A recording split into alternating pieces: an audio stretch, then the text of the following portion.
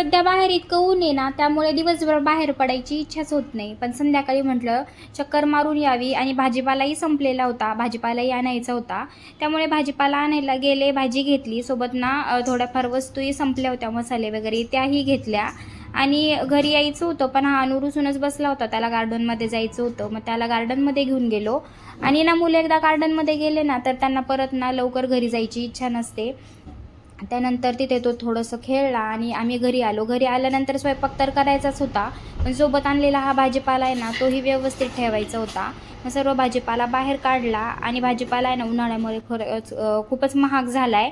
मग भाजीपाला वगैरे निवडून ठेवला आणि ना उन्हाळ्यामध्ये ना शक्यतो कडधान्य वगैरेच बनवतो आम्ही जास्त. मग थोडाफार भाजीपाला जो आणला होता ना, तो व्यवस्थित साईडला काढून घेतला, ठेवून घेतला फ्रीजमध्ये. स्वयंपाक वगैरे केला, जेवण केलं आणि सध्या आहे ना फळांमध्ये ना कलिंगड येत आहे मार्केटमध्ये खूपच. मग आम्ही आणलं होतं आणि छान जेवण केल्यानंतर ना मस्त कलिंगड कापलं आणि ते एन्जॉय केलं. तुम्हाला आमचे असेच व्हिडिओ पाहायला आवडत असेल तर व्हिडिओला लाईक, शेअर, सबस्क्राईब करा. Stay tune with me. Bye bye.